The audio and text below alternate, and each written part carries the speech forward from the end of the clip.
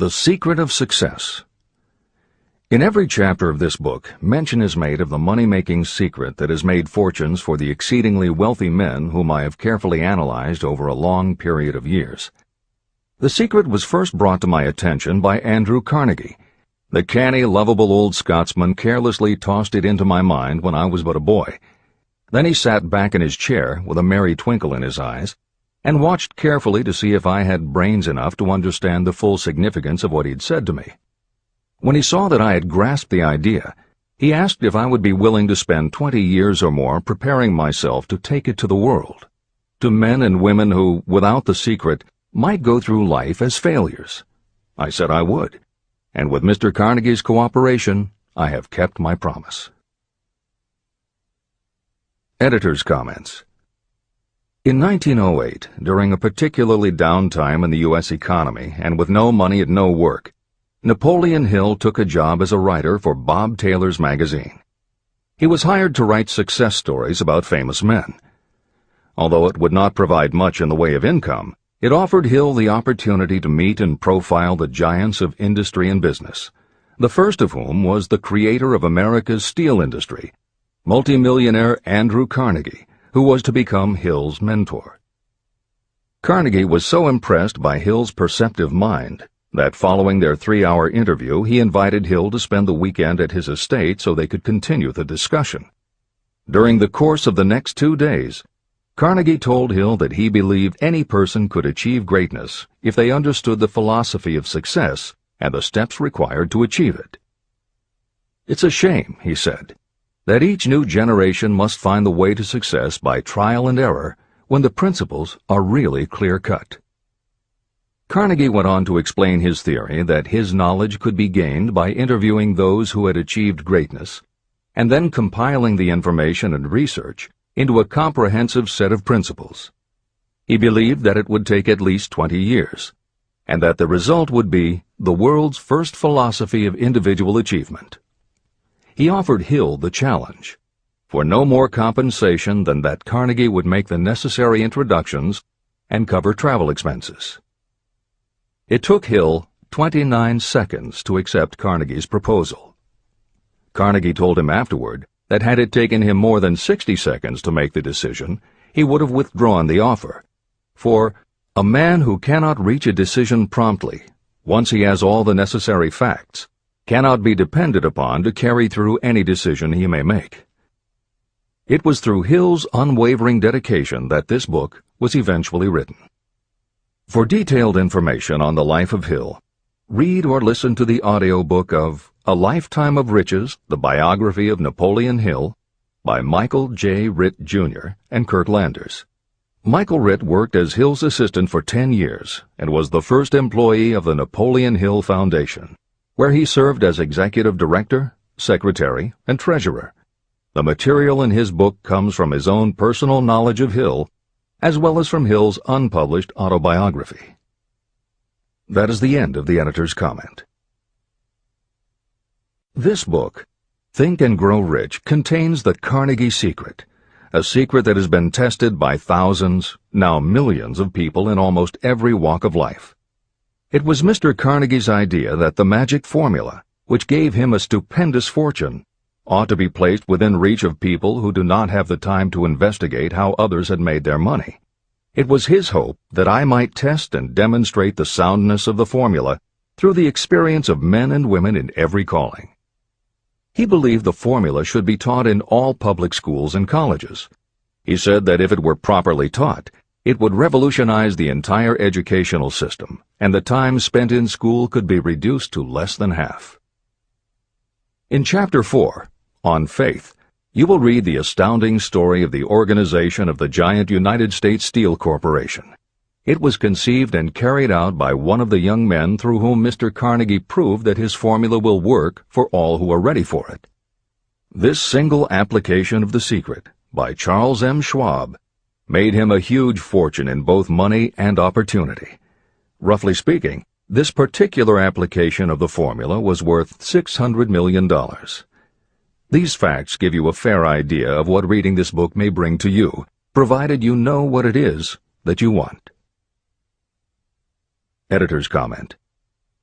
According to one method of calculation, through inflation alone, it would take approximately $20 in 2001 to buy what $1 would have bought in 1901.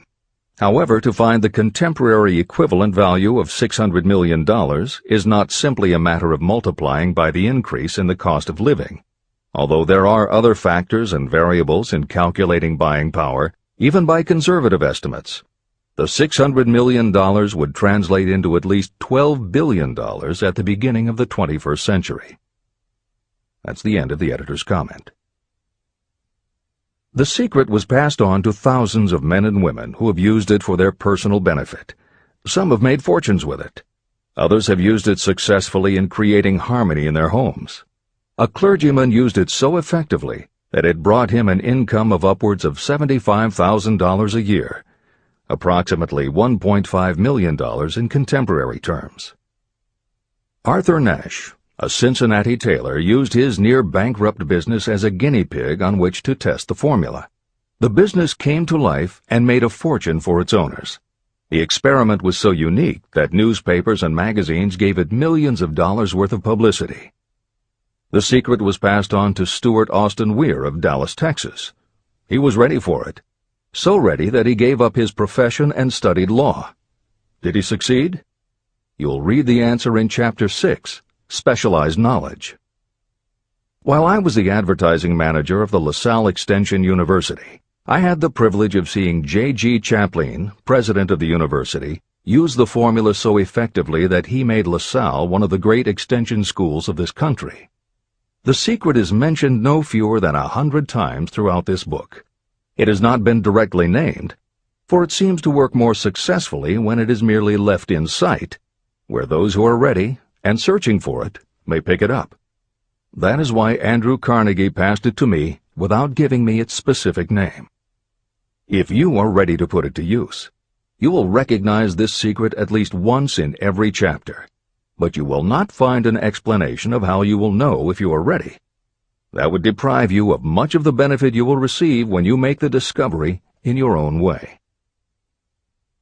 If you have ever been discouraged, if you have had difficulties that took the very soul out of you, if you have tried and failed, if you were ever handicapped by illness or physical affliction, the story of my own son's discovery and use of the Carnegie formula may prove to be the oasis in the desert of lost hope for which you have been searching. This secret was extensively used by President Woodrow Wilson during the World War, and by President Roosevelt during the Second World War. It was passed on to every soldier in the training received before going to the front. President Wilson told me it was a powerful factor in raising the funds needed for the war. A peculiar thing about this secret is that those who acquire and use it find themselves literally swept on to success. However, as is often pointed out in this book, there is no such thing as something for nothing. The secret cannot be had without paying a price, although the price is far less than its value. Another peculiarity is that the secret cannot be given away, and it cannot be purchased for money. Unless you are intentionally searching for the secret, you cannot have it at any price. That is because the secret comes in two parts, and in order for you to get it, one of those parts must already be in your possession. The secret will work for anyone who is ready for it.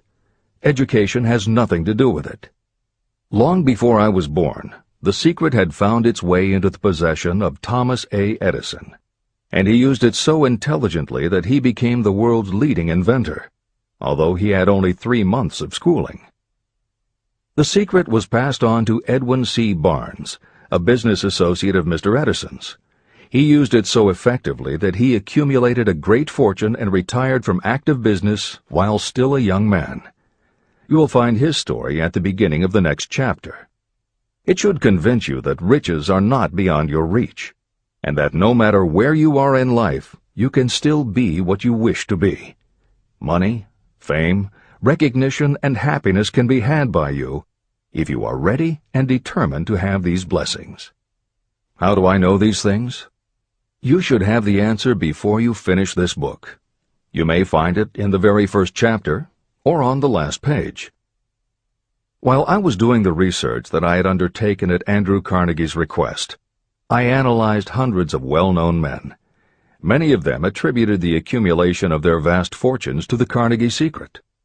Among these men were Henry Ford. Founder of the Ford Automobile Company, Ford started with no money and little education, yet became one of the most successful self-made businessmen in American history.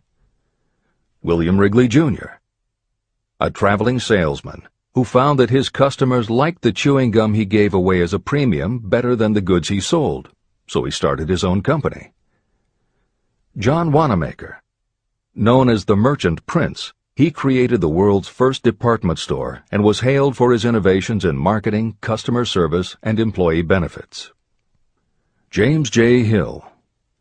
Known as the Empire Builder, he built the transcontinental Great Northern Railway, encouraged homesteading in the West, then established shipping routes linking America to Asia. George S. Parker. A school teacher who grew tired of fixing his students' pens, he created a new design, founded the Parker Pen Company, and turned a simple idea into a fortune. E. M. Statler. The son of a poor pastor, he started as a bellboy and worked his way up until he was able to start his own chain of Statler hotels, famous for their luxury and service with a smile. Henry L. Doherty. Started at age 12 as an office boy for Columbia Gas, he went on to acquire 53 utilities companies and patented 140 innovations for natural gas and oil production. Cyrus H.K. Curtis. Starting with a small agricultural weekly, Curtis turned it into Ladies' Home Journal, created Saturday Evening Post, then assembled one of the largest newspaper empires. George Eastman. Inventor and founder of the Eastman Kodak Company, he created many of the innovations that popularized photography and transformed the motion picture industry. Charles M. Schwab. The right-hand man of Andrew Carnegie, he was president of Carnegie Steel Company, brokered the deal that formed U.S. Steel, and went on to found Bethlehem Steel. Theodore Roosevelt. 26th President of the United States from 1901 to 1909. John W. Davis. A lawyer and political leader, Davis was Solicitor General under President Woodrow Wilson and later appointed Ambassador to Great Britain. Elbert Hubbard. Philosopher, publisher of the Fra magazine, and founder of the Roy Crofters Artists Colony, Hubbard was also the author of many bestsellers including A Message to Garcia.